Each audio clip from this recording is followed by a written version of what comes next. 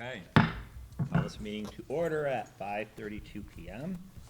We begin with public input. Anybody in the public has anything they would like to say? Is there anybody on there? No? There's nobody that I'm aware of. Okay, moving on. Student report. We have Sophie All right. Quat, that's a K? It's okay. It's a K, from class of 2024. Welcome, Sophie. All right.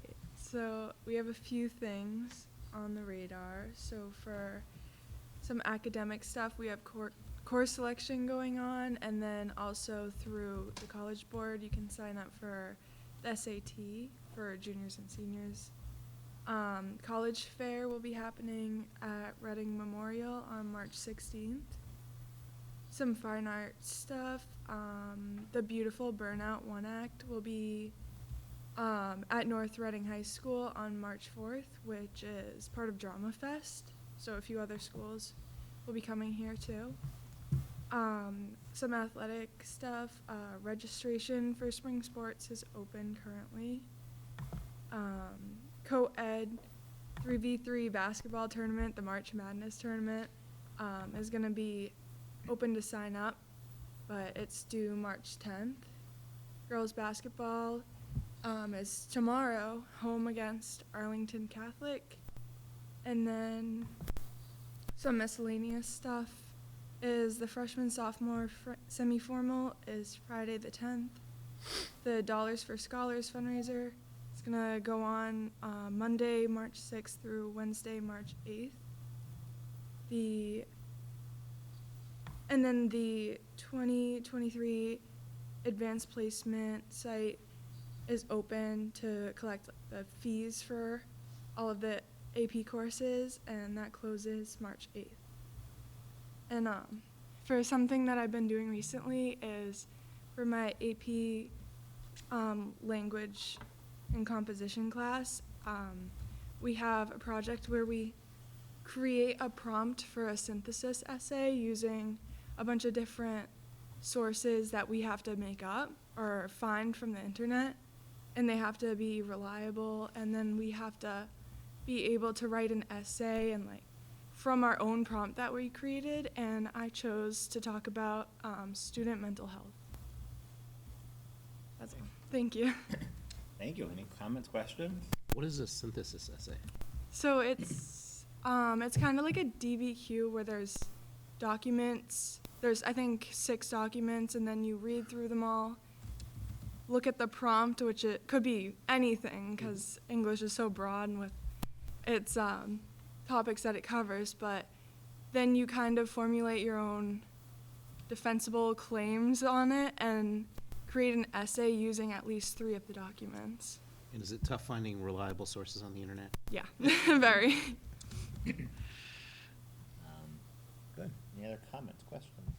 Thank you. Good report. Thank you very much. Thank you. Okay. Thanks for being adaptable to our changes in time. Yeah, of course. Yes, Thank you. yeah. And as Absolutely. always, I mean, feel free to stay as long as you want. If you want to stay into the night, you can hear about the sewer project later on, but you probably don't want to, so, Thank you. okay. Thank you so much.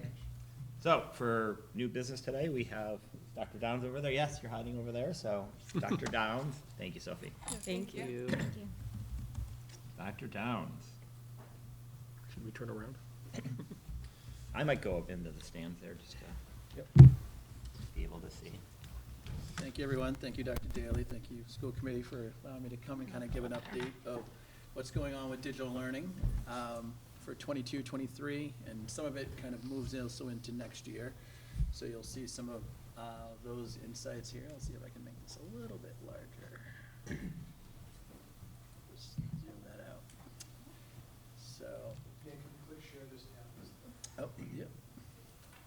You gotta get a screen up there so we can present it up there too.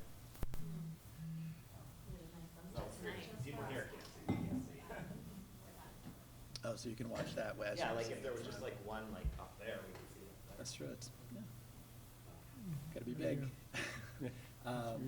So thanks again for allowing me to give an update for what's going on in digital learning. A whole lot has changed, since, the pandemic times, the one-to-one rollouts, we're fully K-12 one-to-one with devices. It's been a huge endeavor with the district, and I appreciate all the support with all of that moving forward. It's really been a huge benefit to all the students and everyone. I think they're really starting to see how digital transformation in schools really makes a huge impact. My presentation tonight is covering 4 main areas: digital learning curriculum K-12, technology integration, technology infrastructure, and the digital resources and support systems that we put into place. I've aligned these to the NRPS 2025 indicators below, according to our strategic planning, just to make sure that everything we do is kind of aligned with that plan as well. So as we move into current curriculum projects for digital learning, we've had some huge benefits with putting into place. We just started work this year at working at common assessments for K-12. So this is a common assessment of digital literacy, computer science, the DLCS standards and strands, K-5, 6-8, and 9-12. So what that looks like is at K-5, students our specialists are working at piloting a common assessment this year for all students across the standards, to kind of find out indicators of what they're learning, what their weaknesses are, so we can kind of improve and target our instruction a little bit more finitely. The same is also happening in grades 6 through 8 with our computer science courses and robotics, so that we're looking at trying to develop more consistency across those new courses at hitting the strands as we kind of implement computer science in those courses. And then at 9-12, it includes the strands of the NBEA for digital learning and entrepreneurship in those business courses, as well as the seminar and also the business courses. At the business, within the business department, it's also the identification of what are the core elements of a business plan and how students who are moving through those business courses are gaining those core elements of a business plan and their understanding of what makes a strong business plan, as well as integrating the digital and digital literacy and digital skills to put those together as well. So the goal this year is to develop and review questions and pilot assessments, and next year is to do a full pre and post. We're finding that the question development phase is actually very intriguing. We're finding a lot of ways that we can improve our questions so that after that first round of implementation, next year we can really start to target instruction to kind of tier it a little bit even closer. In the computer science program development, we're really truly benefiting from a lot of curriculum collaboration, particularly at that middle school level as we've implemented those new courses, especially around developing common assessment questions and getting those together so that those teachers who are working together with those new curriculums are also cross-referencing their work with robotics and also how they're teaching the grade 6 and 7th computer science course. And they've also greatly benefited from the DLCS grant resources that we were able to receive from our last 3 works of that grant, integrating both microbits and Spiro into the classroom. And of course, with that comes additional expanded computer science integration into other courses that we'll talk about a little bit with our integration strategy. So in terms of digital learning integration, this year we piloted a digital learning education evaluation goal bank. So this was a goal bank for educators that they could choose a digital learning goal. If they wanted to choose a goal that was aligned with integrating technology into the classroom more effectively, it's aligned with several of the digital tools that we've purchased as a district to help support them to do that even more effectively, as well as digital pedagogy. And that also aligns with kind of reframing some of our specialist work to work as coaches as well. So that model around integration not being like a one-off, like this teacher's trying to do this one time in a classroom, trying to offer them the opportunity to have a more sustained approach to integrating technology in the classroom. And that's where that digital learning specialist can kind of be called upon to revisit that teacher, develop goals, do some goal setting, sustained work, and ultimately support their educator evaluation process. Also, with the one-to-one learning program, we rolled out new devices to grades 2 and 6 this year. A huge benefit of that, we were streamlining the process so that the parents were able to do digital sign-offs for the devices, which makes it a little bit easier. Beginning of school, it tends to be a pretty busy year, trying to integrate easier ways for parents to sign off on devices, sign off on the policy related to the one-to-one program, and also streamline our process of delivering the devices to the students. With our integrated computer science, we were also utilizing those funds to implement new robotics and technology into the content area. Mainly some of the science classrooms are integrating the microbits and additional Spiro robots in both the elementary and middle schools.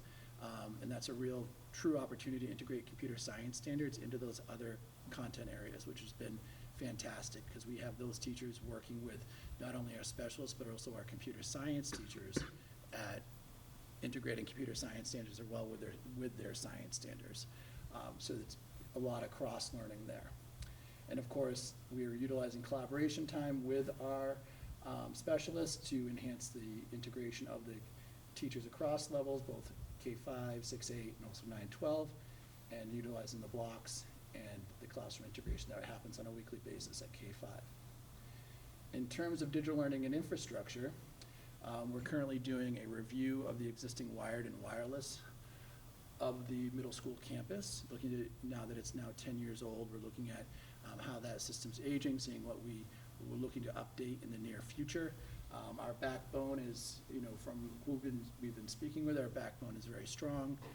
Any future update in the near future would only probably involve the access points and updating the access points. The backbone, the switches, the wiring for this campus is very robust. So that's always a good thing to hear, and we actually did several walkthroughs this week and reviewing vendors for a potential upgrade in the near future.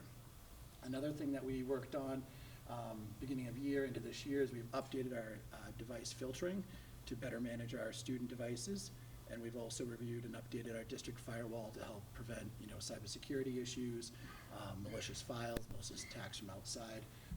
We've been very lucky in that regard through best practices, not only from the cybersecurity grant that I appreciate Dr. Daly working with me on and kind of getting that going, but also just informing people of best practices related to cybersecurity, and also making sure that our backbone and our resources and the software we have in place is effective, and making sure it's effective as we move forward, because we need to be proactive in that area all the time. In terms of classroom hardware, we completed the smart board project at the elementary school, so all classroom spaces in the elementary schools currently have a new smart board. That's also aligning well with our coaching and also our educator evaluation goals, in that those teachers who have boards have an opportunity to use software that comes aligned with those new boards to kind of enhance their instruction with teachers. So we've had some good opportunities at connecting that hardware with some of the instructional practices. And we also are reviewing some of the interactive needs for the technology here at the middle school and high school, as some, and looking at streamlining some of the classroom technology for some cost savings down the line, but also enhancing it for more interactivity. In terms of students and staff devices, we are still benefiting off an FCC grant that came at the end of COVID that helps support additional teacher devices. That's hugely beneficial, as keeping teachers with good devices as well is a huge benefit to their own productivity in the classroom. And just recently, we completed an update of the multimedia and video lab with new Mac computers. And from everything I'm hearing down there, they're very happy. Beautiful new Macs designed for multimedia work, the Photoshop classes, the graphic design. So pretty proud of that. And everything I'm hearing about that's going really well as it's being implemented as well, and the teachers are happy. So I'm pretty proud of that as well. In terms of digital learning resources and support, as we kind of moved out of COVID into the last year or so, 2 years of additional resources to kind of that people got used to, and to also improve their productivity, we implemented a new Incident IQ help desk this year as part of our help desk in the media center with the middle school and high school. The benefit of this help desk is that it really helps us support our communication with parents around issues with Chromebook devices. It also syncs with our student information system, so we were able to actually combine 3 systems into one system for a really effective way to communicate not only with students but parents, but also teachers when there's a help desk need or an issue with a device. This help desk system also includes a knowledge base of resources that is hugely beneficial as we kind of move forward at building capacity for staff, students, and others to kind of know how to use it and connect with us. So that's a nice integration of 3. As we kind of move forward, one of the huge benefits of all this technology is finding how we can make it easier and more simple and synchronized systems. That we used to have 3 different systems, now we can have one that kind of syncs all together. Can I just Yep. ask, so that's a third party, did you find a product that also works with other third-party products? Yes, yep. So initially, we had a specific piece of hardware that was specifically working with us tracking Chromebooks for inventory. Right. And then we also had a help desk system that was separate. And we were always kind of moving, you know, the help desk was great at responding. And then we also have our student information system. So what we've done is we've merged the student information, like the knowledge from the student information system, the student information, be able to contact the parents, in with our ticketing system. So if a student comes to the help desk with an issue with their Chromebook, we can immediately notify the parent and produce an update and have a thread that everyone is visible. So it kind of combines not only the student information, but the Chromebook device information and the back-end information of what is the issue with the device. So it brings it all together into one place, which is great not only for my team, but also the people who want to know about issues on a daily basis. Another piece of this is just we've started aligning our core apps to kind of make it more seamless for teachers to understand you know, what's available so that we can provide professional development and be efficient with using apps that they really feel like are valuable in the classroom. Screencastify for screen recording, Edpuzzle for video assessments, and also Seesaw for digital portfolios are three of the more popular ones amongst this group of core apps that we can kind of rally behind so that when we do professional development, we're consistently building capacity around those apps for teachers, and we're not throwing 15 different apps for different purposes. We're trying to keep that to be a concise process for their training, for their sanity, so that we can really help them move forward with using them as well. And that all happens through our Clever dashboard where we sync our applications, and that's also where we securely sync our student and staff information when they try to access apps. And of course, the final piece here, we do have a relatively new, kind of started during the pandemic, but now we have a very formal space the last 2 years in the media center of the NRPS help desk, and we manage daily device issues here, even from device at the elementary school. We kind of bring them up here, service devices through insurance, also other issues, repair devices, and we also assist staff with troubleshooting needs. If they have a place to go during the day, they can also call directly to the help desk. And we're also consistently supporting special ed with devices that they need and applications they need for students. And that's it. So I appreciate all the support the last couple of years. It's been tremendously beneficial, and we keep moving forward. Go back to by our mics, ask a couple questions up here. And so thank you, Dr. Downs. One quick comment first. I mean, just I was mentioning in the hall, like one of my kids had an issue with his Chromebook. I never even knew about it. You know, like it got brought to the help desk. He got a loaner. Didn't have to involve the parents at all. It was just so seamless, and he was like, "Oh yeah, they're submitting it for insurance, and I got a loaner and everything," and so that worked really, really smoothly. So I appreciate that. Couple questions here. So the first one would be, I mean, generally, how are they holding up? Because a lot of our budgeting was assuming that they're gonna last for a certain number of years and buying, I think we were buying like twice or something, so like we replaced them, and do you think that strategy still works, or do we need to add like another buy in there? I mean, do you think they're gonna make it to the time that we need them to make it? So what happens is that question ends up being more of an end-of-life question. So Yeah. the devices themselves actually hold up pretty well. Yeah. You know, with the insurance processes, with the repairs we make, we actually get a good 5 to 8 year life. That's very solid without any issues with an individual device. Yeah, you're gonna have issues at 10-15%, they're gonna have their own issues. The need to buy is actually more driven on the end of life and the need for those devices to be updated for MCAS purposes. So we have a consistent rolling schedule around what years need to be updated for when we need to roll out at specific grade levels. So we're constantly kind of balancing the lifespan of the device and when it fits on an end of life, and trying to purchase devices that we feel are good devices to have the maximum end of life, because different models have different end of life windows. So what we try to do is purchase devices so that we maximize the end of life for the grade levels which are testing at MCAS. So from grades 3 up, we're really looking at providing devices that are gonna extend them not only maybe from grade 3 to 6, but then do a replacement cycle at grade 6 for another 4 to 5 years, and then do another replacement cycle at grades, maybe 8 or 9, all depending on the lifespan of the device. So we get great life out of devices, but ultimately that buy window is more heavily determined around whether or not the device is gonna be able to sustain, 5 to 6 years of MCAS testing due to the end of life. Because once the device goes end of life, it won't be supported for MCAS updates. So it's kind of working within that window of time. And right now, we're doing really well with that, always kind of figuring on 2 grade levels per year. And then that way, whenever we have we can kind of manage 2 grade levels per year.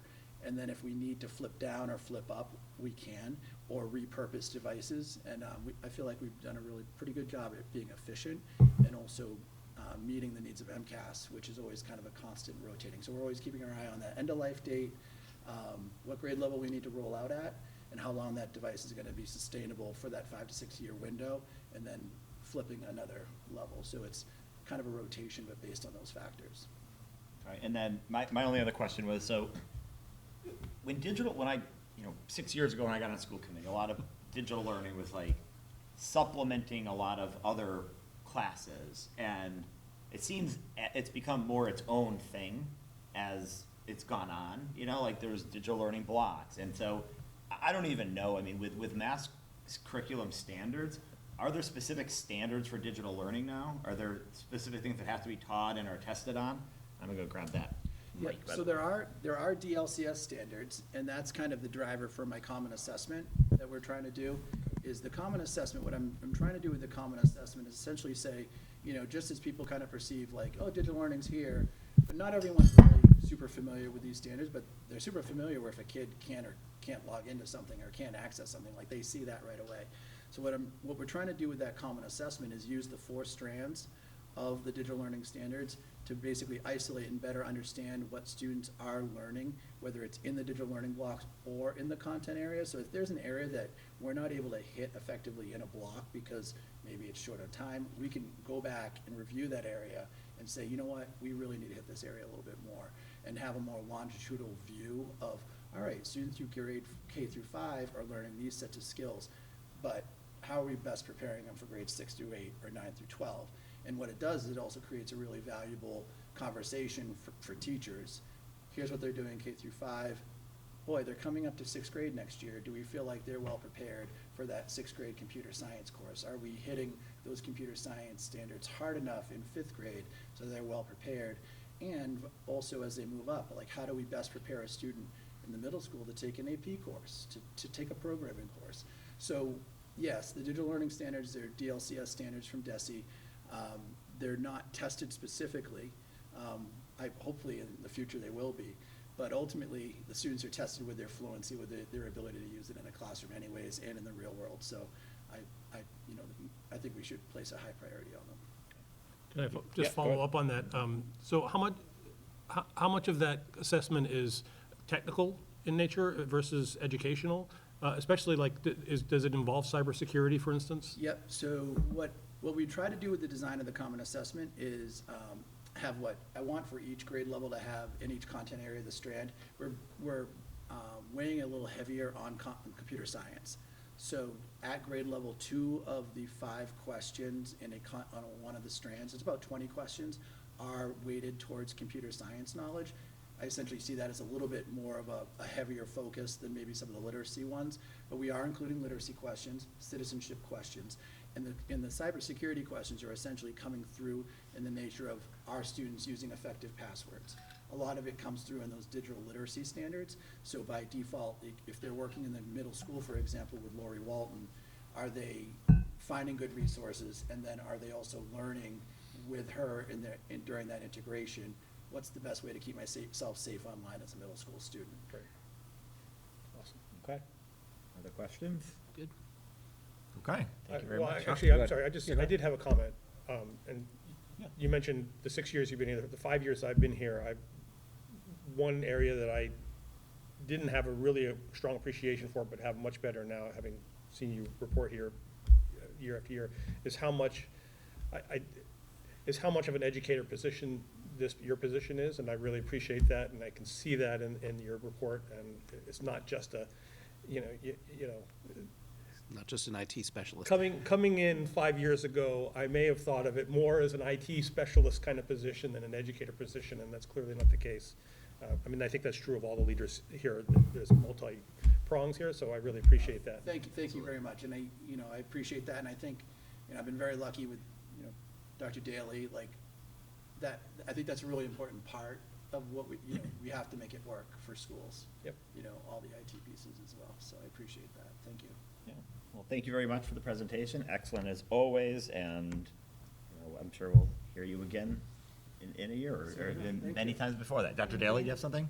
I just want to say thank you to Dr. Downs, and, as we've kind of alluded to here, he's in charge of the technology, the technicians, that team. So when he talks about student information systems, he's also managing the people that are running our student information systems, our tech. I was in the library today, and there's 4 folks. We were able to elevate someone to a new position, which is great, and then we were able to hire someone, but 4 people at that point in time, and there were just Chromebooks everywhere. I mean, just the number of devices that we've gone from to, 2,500 minimum, plus all the broken ones that we're in the process of fixing and sending out and repairing. It's just such a large operation, and we've, it went to scale very quickly with COVID, and we've been managing it well. So that's it. And then obviously all the curriculum work, and then he works closely with, Mr. Colleen on trying to integrate those standards, not only standalone in digital learning, but also how you integrate them into the classroom. So it's great to see when the digital learning specialist role, especially at actually at all levels, teachers call them into their room to help with something and how to integrate either a standard or, a tool. And it's also a standalone. So it's building capacity, they're part coach, building capacity of teachers, but then also their teachers as well. So it's been a great model. And before all of you were here, every year we were asking, could we get one, and we now have one at every building, plus our technician team. It's really great. So thank you for that support. And I can't tell you how many teachers and principals write to me to say how great this person is or that person is, and just how they couldn't have done it without them. And it's a great scaffold that we have. Excellent. Okay, moving on. Let's do an update on social emotional learning. So I think this is Mr. Colleen. I want to just thank Dr. Guns for that presentation. I think it's always amazing when we look at how much has come in so quickly and how efficiently he manages. And when you talk about the service that your child had with the Chromebook, that's everybody. Like the first class service for teachers when tech doesn't go wrong, somebody's in the room, and I need my own person personally. So it was a very informative. All right, let's see. So one of the things with NRPS 2025, and this will be real quick, I almost feel bad making you move your seats again, but we'll keep you moving. Embedded through NRPS 2025 is we're really trying to focus on how to capture student voice, right? So we do a lot of informal, we do a lot of conversation, we do a lot of work with student groups, but really trying to focus on what would be the best way for us to collect consistent information over time to measure our success in developing the whole child. So over the past year and some change, we've been looking at different tools to help collect and analyze the student experience, help us measure effectiveness, starting to have conversations about how administration, school councils, PAs, and then all educators, how we all share that responsibility to be part of each plan.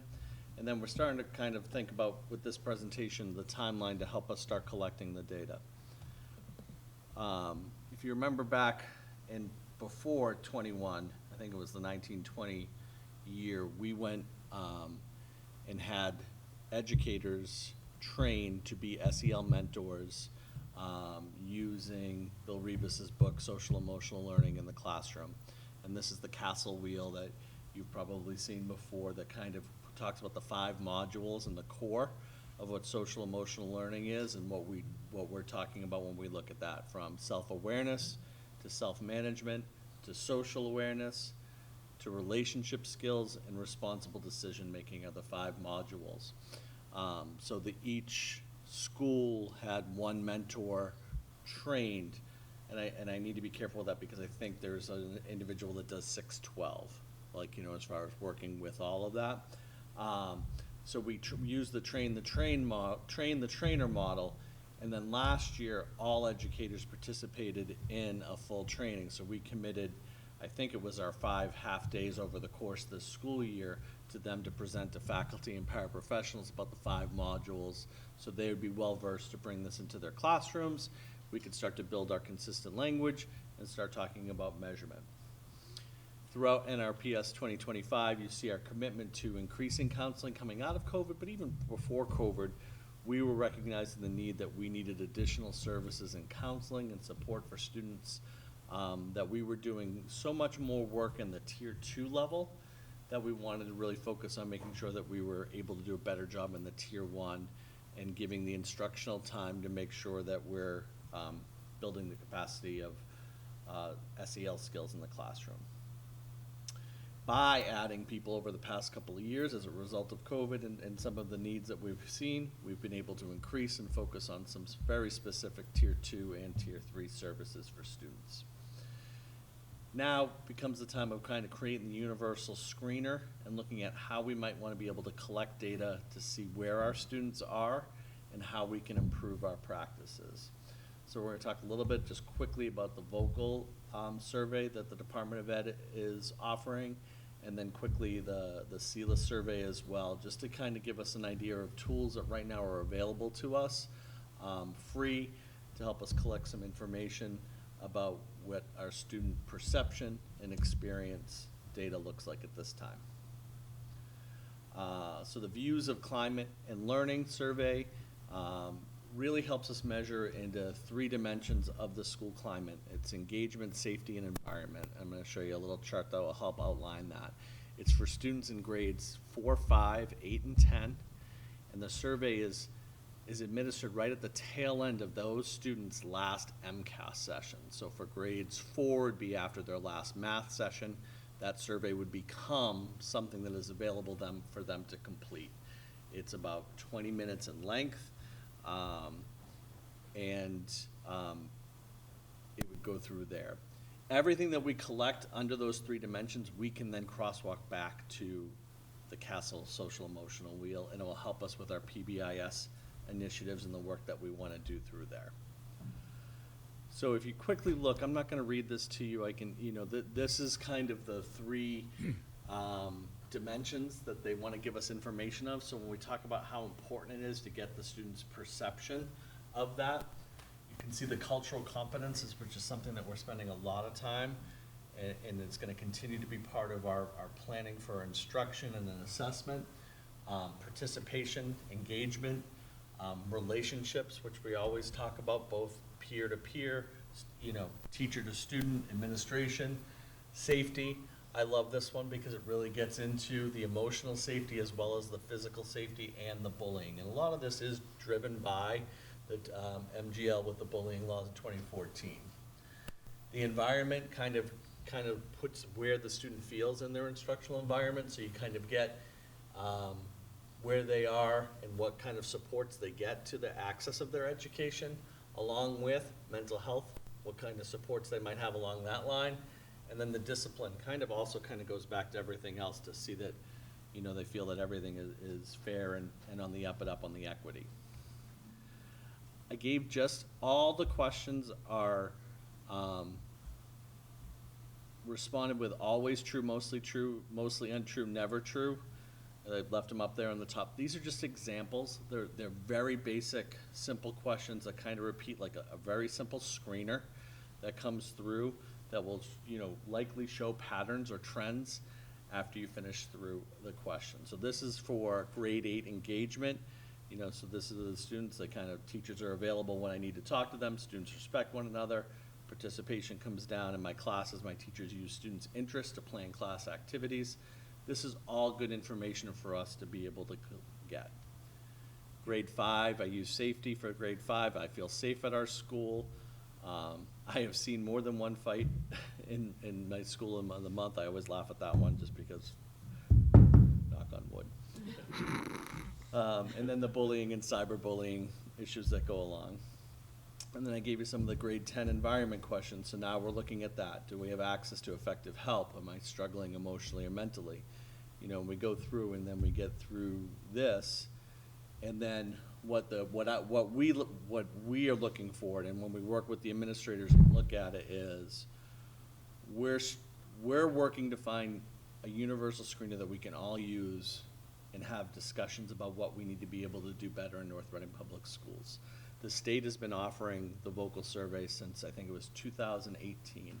At that time, and I don't know if you want to hit that or if you're comfortable with me just kind of going through. Speak to it, then I'll listen. At that time, when the survey first came out, we decided not to participate. We had a discussion, I think it was actually brought to the school committee, and it was, at that time, because it was in the pilot, we were getting no data back to the schools. So our students were giving information, we weren't gonna be able to use the information to be able to move. So we just said, you know what, we're gonna pass. Kids are doing a lot with testing, we're just gonna wait and see where this goes.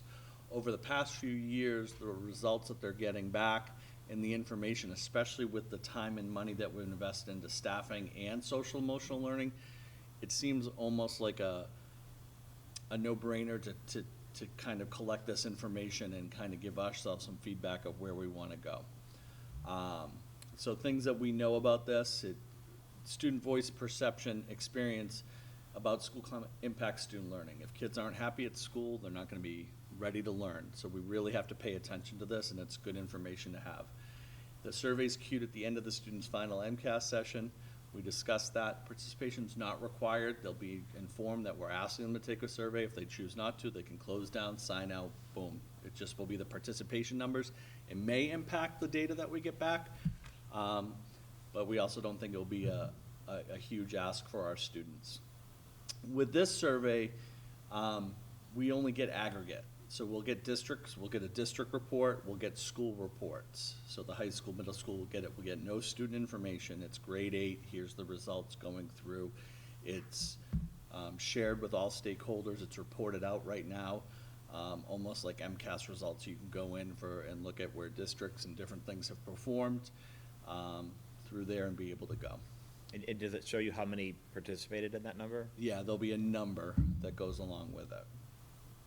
And then what the other thing is, it allows you to compare. So if we're looking at DART districts or schools that are built, districts that are built similar to ours, we can look at if somebody's doing significantly better. We might be able to reach out to check what the supports they have placed, what programs they might have, and be able to help us drive through there. The one thing it doesn't do is it doesn't give us the individual student information. And when you go through surveys like this, when you're looking at your MCAS data, if you want to look at that, and I'm looking at the data of everybody that has exceeded and meets expectations, if I don't know which students aren't meeting expectations, I don't know how to best help those individual students. So I'm packaging the CLIS information with. It's not something, the vocal survey would be something that would be able, I'm hoping that we'd be able to administer at the end of the 23 administration for MCAS. So then we would get that data this year to be able to start working for next year. But the social emotional learning indicator system, which somebody needs to come up with a better acronym for CLIS or something a little bit more clever, is a little bit more like giving the results directly as related to Castle's Wheel. So now individual students on this, it's the same thing. It's somewhere around 50 to 60 questions. 41 of them are common for all grades from grade 3 to 12. So we get annual. This would be like our universal screener of student learning. And then, you know, I can give a more presentation, or somebody else can come in and talk a little bit more about the 5 modules and going through. As far as that, the responses for this one is very easy, hard, or very hard. And you can see it's 50 items, sorry, for grades 9 to 12.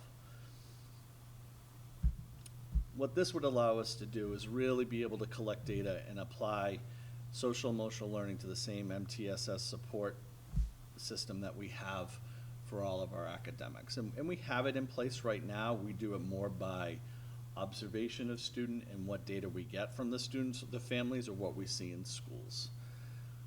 What this survey, for the students that participate, we get this information from them. And sometimes this can be some of the hardest stuff to pick out of a student's profile. So it really would allow us to focus on how we're using our Tier 1 instructional, how our counseling team is working with our teachers to build those social emotional skills. It would validate the effectiveness of the resources that we've committed, allow us to reallocate the resources if needed, and then also monitor the progress for student year to year from grades 3 to 12. We recognize that not having anything K to 2, you know, you're starting to make your first impressions about us in school as early as, you know, pre-KK. We still are researching what options are out there. Those are all a little bit different because they usually have to be administered one-to-one and in person. You know, again, they're not reading the questions. Here's an example of a self-management question. So I just try to give, these are actually released, all of them. At a later time, I could provide all the copies, but they're the same type of questions that you would, just a quick scale and how the student feels and goes through.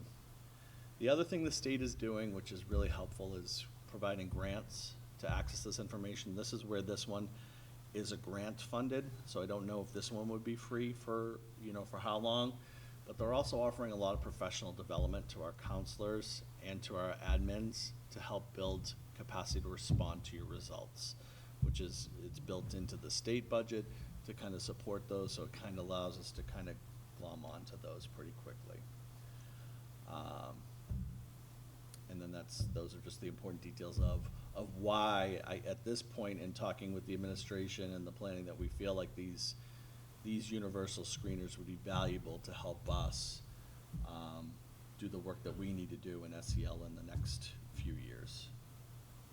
I think that's it. Yeah, that is it. No, thanks. So you want to go for questions again, I guess?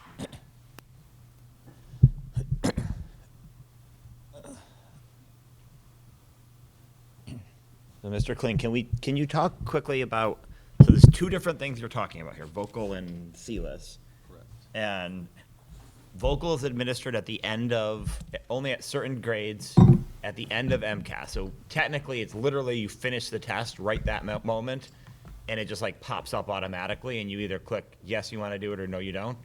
Is that how? We've had a lot of conversation with the state, not just us, but all, about that being the absolute worst time to get someone's How things are information, going, yeah. which I think everyone agrees with, including the state, but it's also standardized. Everybody's in that same frame of mind, as opposed to if you gave it out on a field day versus a whatever day. So from a sabermetric idea, it works. It's not ideal, and so we've talked about that, but that is where they're at with that. And then the other one, when is that given out? And that's every year it's given? Right, so yeah, for grades 3 to 12, right now in the pilot, they're administering this month for this year. I still think they're trying to figure out when that window will be and what to try to do, but I would think it would be that same type of window, because in the first year of the pilot, they did a beginning of the year and an end of the year to kind of show growth in 1 year. And I think they realized that it might have been a little bit too much, so now they're going to one to show growth from year to year. Yeah. So that's when they're administering now. I can't commit. What my interest or for the district would be is to continue to actively look to engage in those grant opportunities. That still have to, there's only 10 communities right now that are participating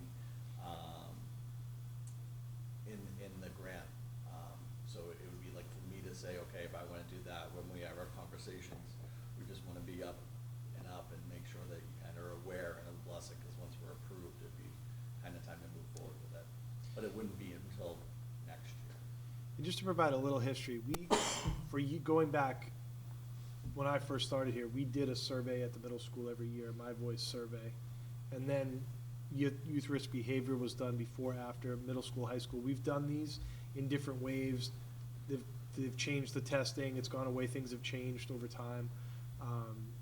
So again, all of the administrative council, all the principals, very much in support of having that data to inform some of our ideas. And even, I'm thinking professional development, parent associations bringing in groups. No, I mean, all of it's important, but if you have data that really says cyberbullying's a big issue, then maybe we steer towards that for this year. You know, that kind of information that it's more anecdotal at this point. And I believe, you did say we don't get individual student data, but we would be able to get some subgroups, right, at different levels? For vocal. Yeah, So we could. same thing, if the numbers reach a certain ceiling, we would get Yeah. information on subgroups. So Which wait, might help us. Vocal you don't get individual, but CLIS you do get individual? I believe so, yeah. And they're basically similar topics? I know they're different questions in different They, format, but. they actually complement each other too, so I wouldn't think that we would necessarily be not doing one or the other. I think they're meant to work together, is that correct? They are built that way. The CELIS definitely builds more on the individual skills under those 5 modules. Everything with vocal is kind of bigger picture, specificity, components, engagement to learning and active, which we then can we can make connections to that work. The CELIS is more specific to the individual.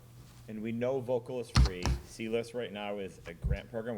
So we would be approving to try to get into the grant program? Would we be committing to doing it if we didn't Sure. get the grant? So what the request is, I'm hoping, I've got a third one that we haven't talked about yet, but the main two is the vote to approve participating in vocal, which I think Mr. Clean, I can answer any other questions about the history there, but I think he's articulated, why we'd like to do that and why maybe we didn't originally.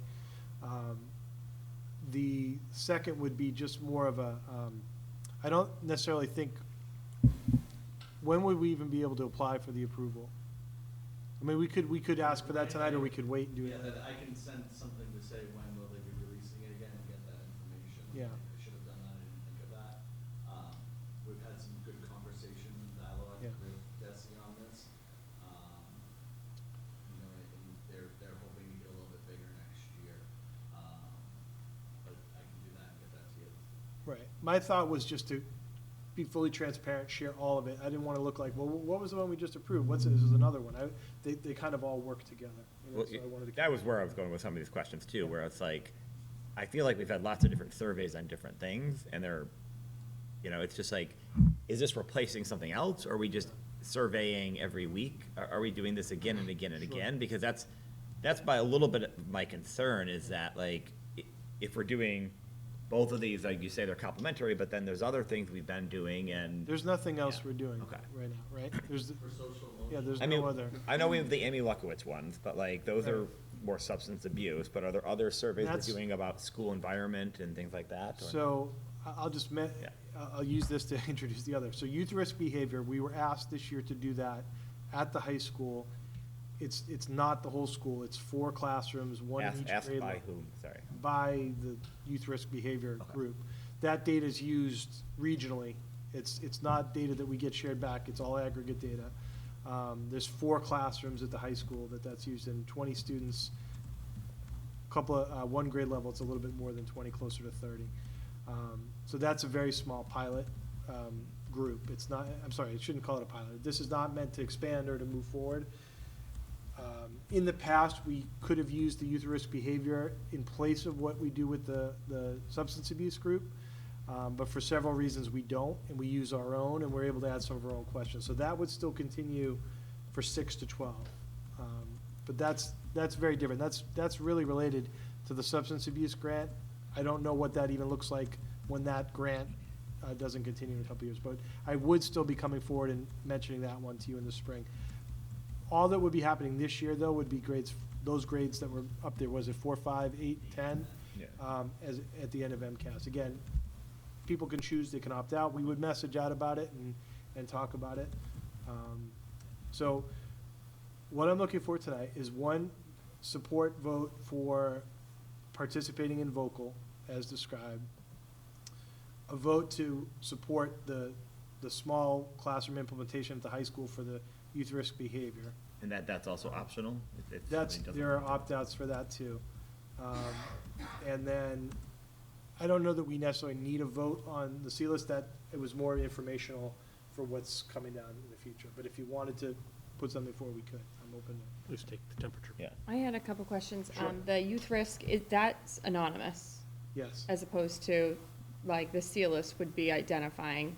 Yeah, the Okay. CLIS is for us, the youth risk behavior is completely Okay. anonymous, and you don't even get the results back, Mhm. which is why, I'm sorry, I think we would get aggregate results back, but Okay, nothing yeah. that we'd be, and which is why the Amy's program hasn't tended to want to use that as our baseline. Well, it's not a screening, so it's just. Oh, yeah, no, it's very different, but the questions are very similar to what we ask, but we use a different tool because we're able to do more with that data that way. And then the CLIS, it looks like, so not using it now, but that it would direct if I'm reading this correctly, the MTSS services for SEL. So how are students placed right now in, or is there no placement right now into Yeah, it's- MTSS for I mean, we're sort of SEL? building it, you can jump into, we're sort of building the model, but we have a few different tools that are used at each school. They're trying some different things, some different tools. There are some guidance referral forms, there's other anecdotal observations. There are some supports that are in place, but having that data will help us even design what those supports look like. Right, And curriculum and programs and more information that's needed. And I'm just thinking it might help capture students that maybe would not be otherwise captured. Absolutely. Because like the MCAS is so clear, it's like, you're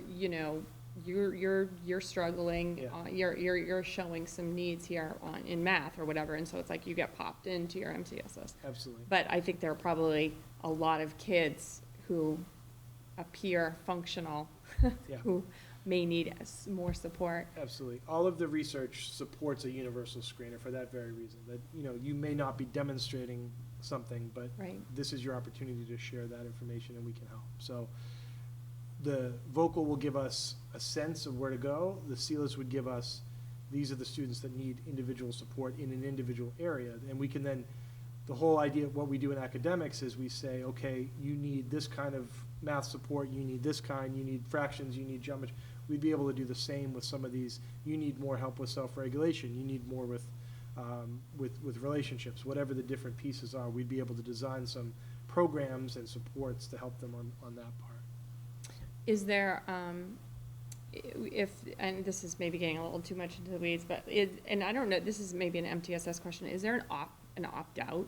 Like, if a student was identified as maybe needing, support could they opt out of like additional supports if they sort of were like, we want to handle this not in school, not with school supports, but as like as a different family? Yeah, I would say in general, I would say all of that, just like with academics, there'd be Okay. conversations that could happen if someone was really concerned with what the approach was or how it was being handled. We're not doing this today, like. this Yeah, is no, I'm something just we're- curious. Yeah, no, but it's a good question. But, yeah, I think, Okay, all right, thank you, yeah, no, just, and sometimes there's different options based on data, you could do A or B, there's some choice involved with what people have. But, just as one point, all the businesses in the world, when I come to them, when I sit with the state, they all say, send us, don't worry about the content, give us kids that can do those things in that wheel, and we'll give them the content they need. But we need them to work together, we need Right. them to problem solve, Yeah. we need them to. So those are the, this is the way that we're trying to educate that as well. Right. My only other question was that the third one that you were talking about, I don't know, I forget what that was called. but- Youth risk behavior? Youth risk behavior. So, just to challenge a little bit, in 2018, 2019, you didn't suggest vocal because we weren't getting the information back. But youth risk, we do think we should participate in that one, even though we're not getting the information back other than aggregate. I'm just wondering, like, Yeah. why the difference of thought now versus? Yep, it's the vocal? similar, you get an invitation to participate in order to contribute to a larger goal. Yep. So it's similar to like when we've occasionally done the NEEP test. It's a national test, it's a national assessment, it gives us data from Massachusetts, data for the area. So we were selected sort of as a region to do a sample to help contribute, and so we're trying to help participate in that. And that's the high school, AJ LaPret spent a lot of time working with them to figure out, and sort of his team to figure out whether this would be beneficial to contribute to, so. And is this something that you were signing up to do on a regular basis? And or This is, my understanding is that this is They for do now. they do a different selection each time they want to Yeah, yeah. give the survey. Right, and if we ever wanted to do it more widely, we could, but that's not the direction we're going right now, and it's not, the idea, the one that we invite everyone to would be, again, the one that the substance abuse group creates, we'd bring that forward, everyone would see it, it's the same process we'd have. Okay, so, other questions? So, why don't we do it this way, can I have a motion to approve North Reading participating in the vocal program? Motion to participate in the vocal program. second? We have a motion, we have a second, any discussion? Okay, all those in favor? Aye. Aye. Opposed? Passes 5-0. Motion to, can I have a motion to participate in the is it the youth risk? Youth risk behavior survey. Youth risk for the high behavior survey? Motion to participate in the mass youth risk behavior survey. Second. Okay, we have a motion, we have a second. And is Cindy on there or not? She's not at the moment. Okay, well, just in case Cindy's watching, both of those were motions by Mr. Friedman and seconded by Mrs. Rudloff. So we have a motion, we have a second. All those in favor? Aye. Opposed? Unanimous as well. And the C-list, are we not going to do anything tonight then, or do you want to? I don't think we need a motion on that necessarily. There's no action yet that we're aware of. We just wanted to share it with everyone. So we would, if we were to move that forward, we would have more to share. Okay. Does that sound correct, Sean? Yeah, I would, I guess my action is that I'd like to apply for any of that grant activity Yeah. that the committee advised. Yeah, if you'd like to do a motion to support our further exploration of the CLS, Do you need a motion, or do you want to just like generally thinking, I think a general comment, I Yeah. mean, do people generally support applying for the grant? Yes. Yes? Yes? I Yes? don't have any issues, yeah. Okay. I think that would produce the most valuable information. Agreed. Okay. I'll just There say, you go. and in general, I think respectfully to you and to the parents and everyone, we're aware of the concerns with surveys and student data and privacy, and those are at the forefront of what we always try to look at and be respectful of, and make sure that that data is used very appropriately. And so all of that vetting is something I know the state takes seriously, we take seriously as well. So. Okay. So moving on, since we're gonna have another meeting in about a half hour, I'm gonna go through a couple of these fairly quickly, and jump around. We have a town meeting warrant article that has been presented to us. As just a very quick summary, we started this fund a few years ago. We've been trying to put money in for special education, and, again, like next year might be a year that if something really happens, I mean, it could be something that we could even try to dip into. In order to dip into it, the select board and the school committee would both have to agree to it. It'd be an unanticipated expense, move-in, things like that, but are you sure it's 200,000 in there? I thought it was less than that, no? I checked with Lorianne, town finance director, and she believes there was two warrants at previous town meetings, 2019, 2021, that put $100,000 each. Okay. I thought it was only 50,000 the second time, but okay. I think So it got good. increased to 100. So if there's 200,000 in there, that's great. It doesn't specifically say the dollar amount here. We don't have to have a dollar amount listed to add it? Correct, we don't. I think that's something we can talk about at maybe finance planning team, but get the warrant added. Yeah, I think once they sort of look at all those, what the free cash situation is. Correct. And how much we Yeah. want to actually put in. Yeah, I mean, we didn't put one in the last time, so I mean, I think I would propose to try to do 100,000 again. But, At least, yeah. yeah, so the bottom line here is we just need a motion to, I guess it's to suggest, right? Is it a motion to suggest this as a warrant article for town meeting in June 2023? To support. To our support, yeah, the submittal, because I believe it's a March 21 or 22 deadline that they want all departments to submit warrant articles. Okay, so if we can have a motion to support this warrant article, So I'll move that the committee vote to support the submission of this warrant article for the June town meeting. Second. okay, we have a motion from Rich and a second by Jeff. Any discussion? All those in favor? Aye. Opposed? I guess that's 5-0. So, Great, thank you. okay. And then we're gonna skip past the policies just for a moment, just to try to get some of the other stuff done, and then we can come back to the policies. So for minutes, we have one set of minutes, an open session. Somebody wanna read those? I'm getting to it, sorry, I'm Yeah. scrolling. Go ahead. Okay, so I move to approve the open session minutes of the school committee meeting for February 13th, 2023 as written. Second? We have a motion from Diana, a second by Noel, and you weren't there, so, I mean, all those in favor? Aye. Opposed?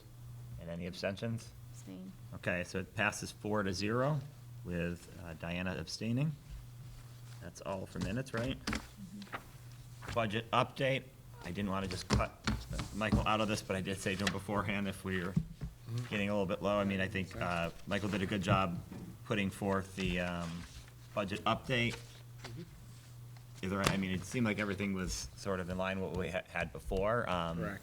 Were there any questions on this, or anything you want to call out, Michael, that we didn't have on? No, I mean, the same drivers continue to be at play. We're just kind of keeping an eye on special education tuitions, but I think we're in, because of the actions we took last year, I think we're in good shape to deal with some unforeseen, but, not a lot of new information overall.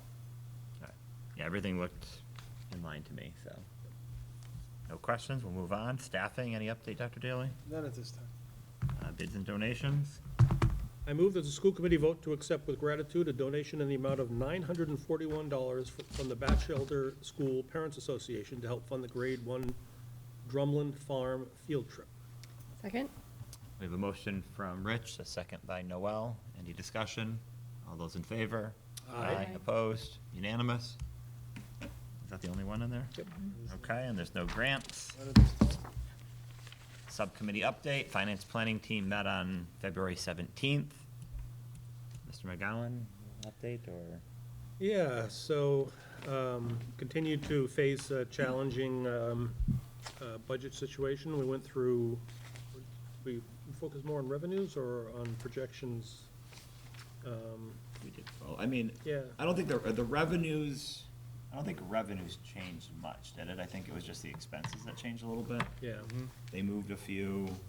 yeah, and we're still looking at the big increase in, healthcare, which at this point, pending any work from the PFA and all that, is still a pretty high number, Yeah.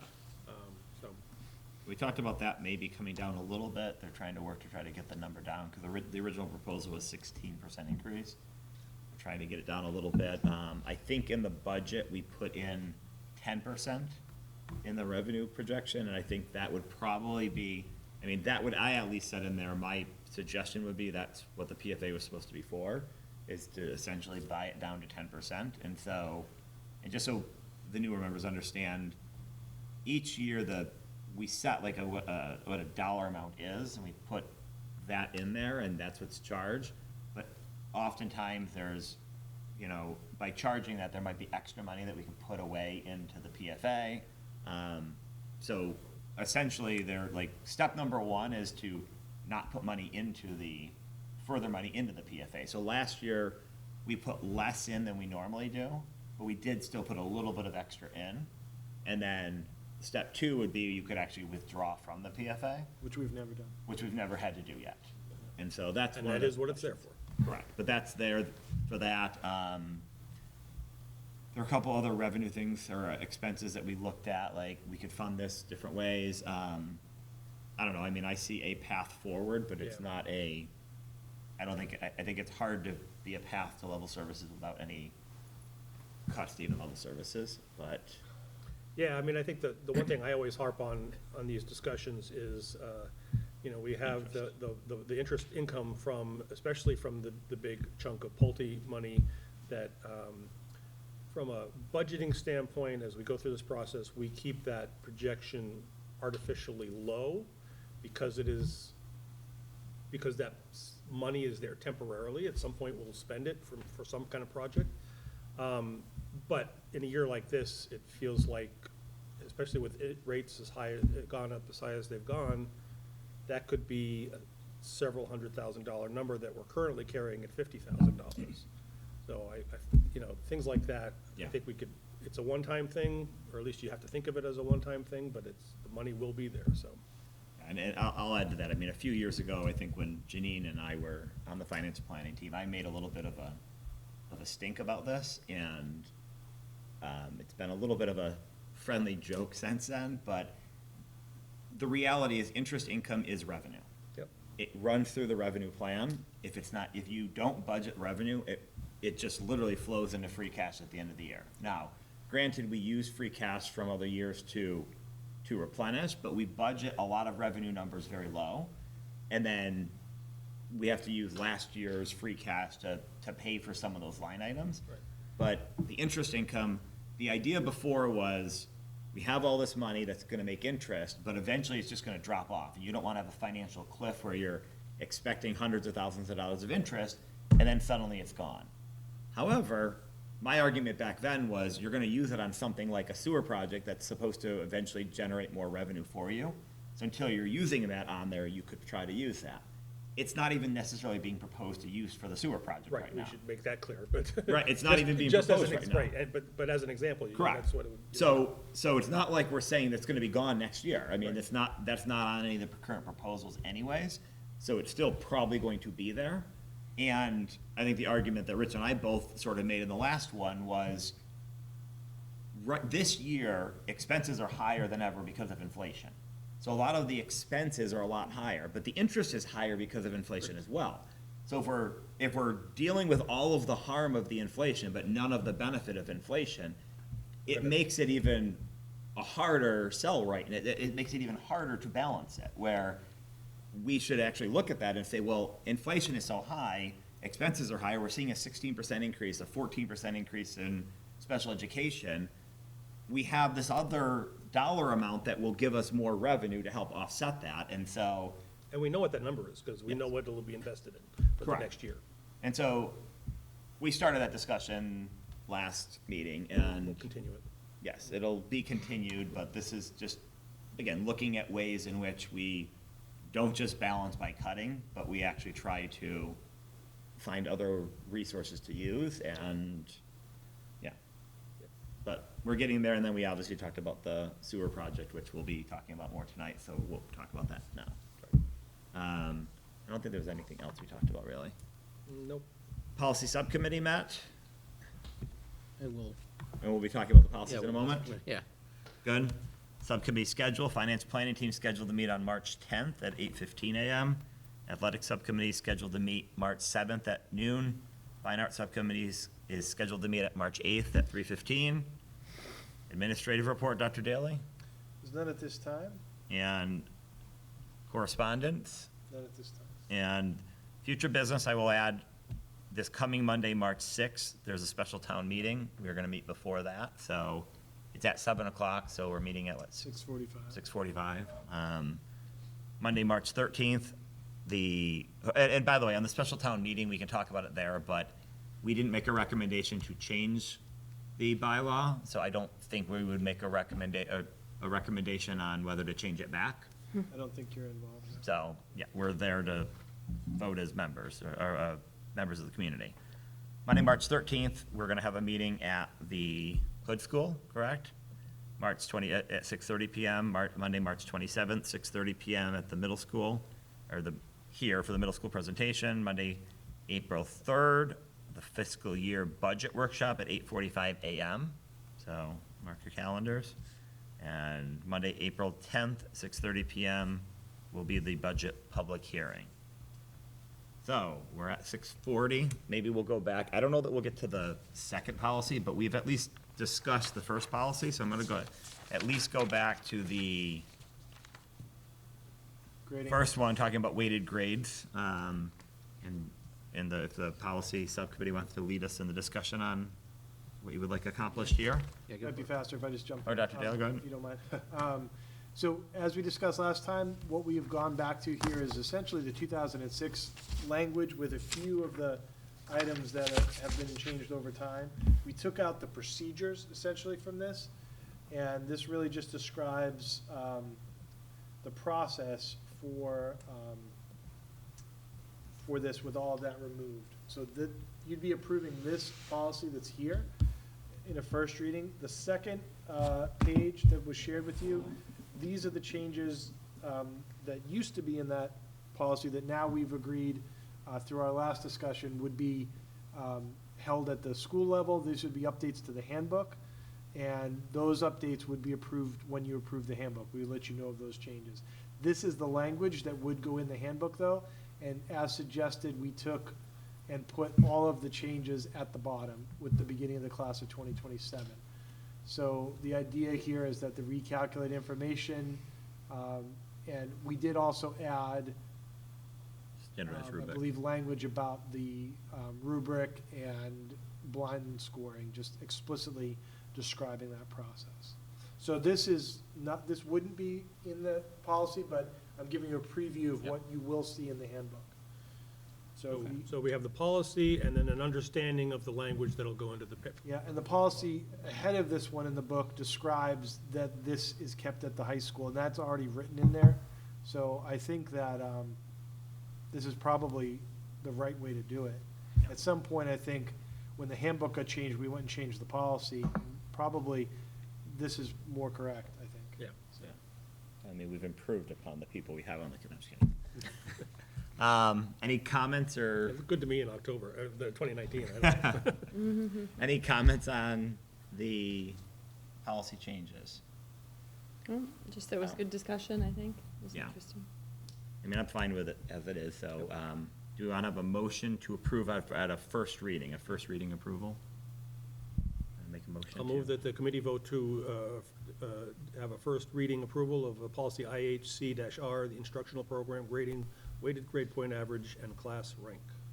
Second? We have a motion by Rich, a second by Noel. One quick clarification, the dash R means it's a regulation under something else, correct? It's a process. It's usually, the Rs are usually the process that we follow. Okay. So we have a motion, we have a second. Any discussion? All those in favor? Aye. Aye. Opposed? Unanimous? I guess we have a little bit of time, so if you want to at least introduce the Sure. next one. So, and I think we may be seeing a presentation on the 7th, so that was part of why we wanted to do this. Certainly, there's no policy at the moment about animals in the school, and this language that you're seeing here from MASC is about how to manage that. Very careful definitions around what is a service animal versus someone just bringing a pet or someone into school. What we also want to introduce, which makes this a little more complicated, and we thought we'd have a brief discussion, is about having a comfort animal or a therapy animal. Each is slightly different. At the moment, I'm using comfort and therapy in a similar way, but clearly distinguished from a service animal. A service animal serves a very specific purpose under ADA. Comfort animal is not that way. There's different ways we can approach this. We can have it, some language that we could discuss would allow us to bring a comfort animal into the school with an outside handler. Another layer of this could be that we would maintain, if we had an employee who was the handler. And then the third level of this would be that there is an animal who is employee or district supported that is here more regularly.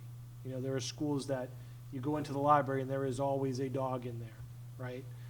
At the moment, there is interest to have a trained handler who is also an employee that would occasionally bring a dog into school.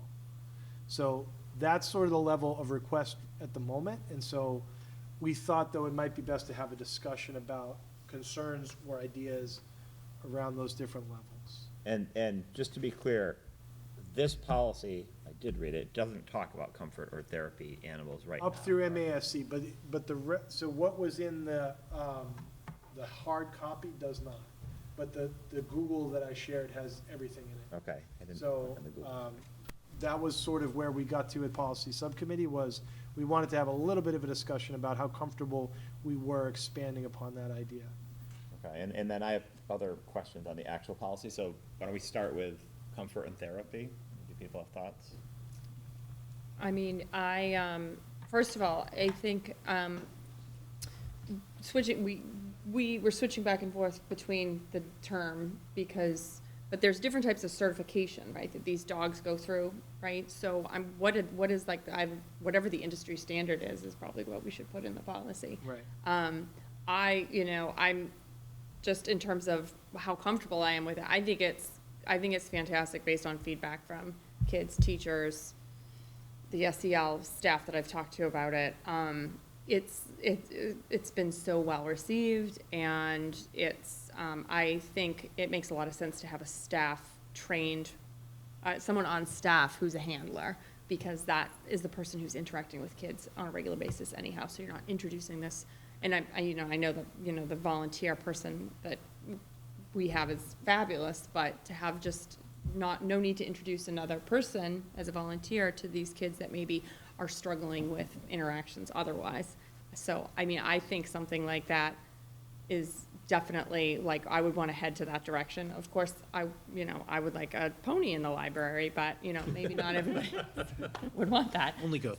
So, so I think it's an exciting thing, and I think it's an important direction for kids, for sure.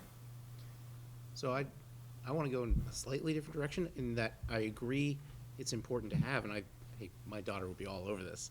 I'm all for it. Do we need a policy for it? You need a policy for everything, is what I'm learning. Well, I think the problem is if you adopt this policy, this might restrict this. right. That would restrict it, so you can't have something that is against the policy. Yeah, we would add in to Yeah. this policy, Right. specific language on that. So if we adopt this policy, I think Yeah. we need it. If we don't do anything, then I don't think you need it. I think part of the Yeah, concern is, that's my point, Yeah. is do we need to? Is do we like need the to- slippery slope thing, I think like, part of the concern is that if you bring in a comfort animal without a policy, then the next day someone wants to bring their pet rat in, and we haven't anything to refer to say no to that. Oh, ratty. So I think the idea is to say, like, very clearly, it's the principal who's in charge, it lays out what a service animal is, lays out what this is, and then there would be an additional subsection to this that would talk specifically about a comfort animal. And then, I guess what I'm looking for direction on too is just how far do we go with it? The two requests, there's two schools doing this right at the moment. One school at the moment is not interested in having an internal employee. Another school very much is. So we could write in what it would look like for both scenarios, and then that would be the model. And it's- A third model that some schools have, is the police have a dog in the SRO. That's something we've talked about. That's not a direction we're moving in right now, but that language does exist in some schools as well. And as a program, my only concern is if there's this, not even allergies, but if there's a student that is just afraid of a dog, like this wouldn't be something imposed upon them, like it's something Right. that's available for students that would be And interested. and we talked about this, I am concerned about allergies, but. Yep. Yeah, Same- well, I same see concept. allergies some in here as well, Yeah. and so like, yeah. And it is a concern. We've done some pre-work on that, and at the school that wants to do this, I believe there's 3 students that would have an allergy issue, and 1 student, I believe, that had another concern. So, that's good information to have, but I am always concerned with that, especially the permanent animal, if there was ever an issue, where someone now didn't want to go to a space or an office or wherever because there was an animal there that they were uncomfortable with or allergic to.